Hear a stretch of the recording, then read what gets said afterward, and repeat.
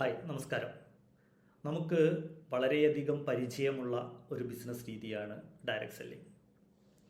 ഈ ഒരു ബിസിനസ് രീതിയുടെ നാൾവഴികൾ പരിശോധിക്കുകയാണെങ്കിൽ 1886 അമേരിക്കയിലാണ് ഈ ഒരു ബിസിനസ് മോഡൽ തുടങ്ങുന്നത്. 1886 അമേരിക്കയിൽ തുടങ്ങി ലോകത്തിൻ്റെ വിവിധ കോണുകളിലേക്ക്, വിവിധ രാജ്യങ്ങളിലേക്ക് ഈ ഒരു ബിസിനസ് രീതി അതിവേഗം പടർന്നുകൊണ്ടിരുന്നു. ഈ ഒരു ബിസിനസ് മോഡൽ ഇന്ത്യയിലേക്ക് വരുന്നത് 1990കളിലാണ് എന്നാണ് നമുക്ക് ലഭ്യമായ ഡാറ്റകൾ പറയുന്നത്.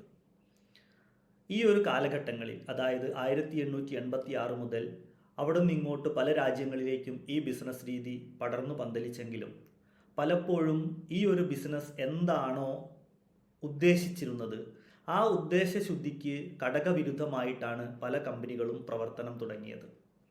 ഡയറക്റ്റ് സെല്ലിംഗ് എന്ന് പറഞ്ഞാൽ ഒരു ഉൽപ്പന്നം ഉപഭോക്താക്കളുടെ ശൃംഖല വഴി വിതരണം ചെയ്യുകയും അങ്ങനെ വിതരണം ചെയ്യപ്പെടുന്ന ഉൽപ്പന്നത്തിൻ്റെ ലാഭവിഹിതം ഇതേ ഉപഭോക്താക്കൾക്ക് തന്നെ തിരിച്ചു കിട്ടുകയും ചെയ്യുക എന്നതാണ്. എന്നാൽ ഈ ഒരു ബിസിനസ് രീതി പറയുന്നതിനപ്പുറം അതിൻ്റെ പല നെഗറ്റീവ് വശങ്ങളും ഉൾക്കൊണ്ടുകൊണ്ടാണ് പലപ്പോഴും പല രാജ്യങ്ങളിലും പല കമ്പനികളും പ്രവർത്തനം തുടങ്ങിയിരുന്നത്. എന്നാൽ ഈ ഒരു ബിസിനസ് മോഡൽ ഒരു രാജ്യത്തിൻ്റെ പുരോഗതിക്കും ആ രാജ്യത്തിലെ ജനങ്ങളുടെ സാമ്പത്തിക സുരക്ഷിതത്വത്തിനും ഏറ്റവും യോജിച്ചതാണ് എന്ന് മനസ്സിലാക്കിയ രാജ്യങ്ങളിൽ പലതും ഈ ഒരു ബിസിനസ് രീതിയെ നിയമം മൂലം നിയന്ത്രിക്കുകയാണ് ഉണ്ടായത്. അതായത് ഈ ഒരു ബിസിനസ് മോഡൽ ഏതെല്ലാം രീതിയിൽ പ്രവർത്തിക്കാം, ഇതിൻ്റെ പോസിറ്റീവായ വശങ്ങൾ എന്തൊക്കെയാണ്, ഈ പോസിറ്റീവായിട്ടുള്ള വശങ്ങൾ പ്രകാരം ഈ ഒരു ബിസിനസ് മോഡൽ ഡെവലപ്പ് ചെയ്യുകയാണെങ്കിൽ ആ രാജ്യത്തിനും അതിലെ ജനങ്ങൾക്കും ഏതൊക്കെ രീതിയിൽ സാമ്പത്തികമായി മെച്ചപ്പെടാൻ കഴിയും എന്നുള്ള പോസിറ്റീവ് വശങ്ങൾക്ക് വേണ്ടി നിയമം നിർമ്മിക്കുകയും ഈ ബിസിനസ്സിനെ വളരെ നല്ല രീതിയിൽ മുന്നോട്ട് കൊണ്ടുപോവുകയും ചെയ്തുകൊണ്ടിരിക്കുന്നു.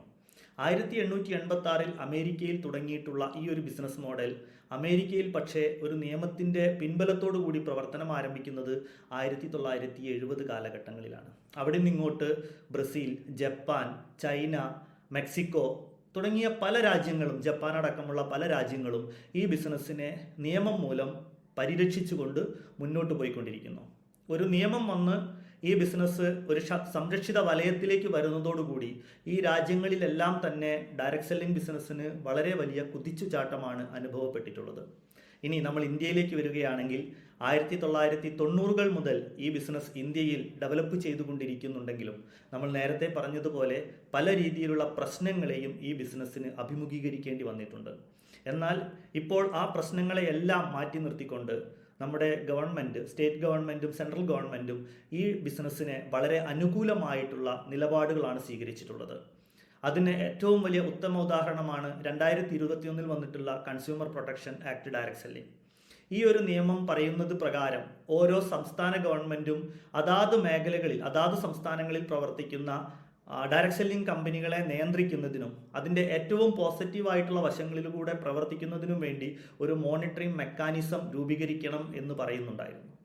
എന്നാൽ ഇന്ത്യയിൽ ആദ്യമായി തന്നെ നമ്മളെ കേരള സംസ്ഥാന ഗവൺമെൻറ് ഈ ഒരു മേഖലയിൽ പ്രവർത്തിക്കുന്ന കമ്പനികൾക്ക് വ്യക്തമായിട്ടുള്ള പ്രവർത്തനം എങ്ങനെ ആ ഒരു പ്രവർത്തനങ്ങളെ മുന്നോട്ട് കൊണ്ടുപോകണം എന്ന് തീരുമാനിക്കുന്നതിനു വേണ്ടി വ്യക്തമായിട്ടുള്ള ഒരു മോണിറ്ററിംഗ് മെക്കാനിസം നമ്മളെ കേരളത്തിൽ പ്രാവർത്തികമായി വന്നുകൊണ്ടിരിക്കുകയാണ്.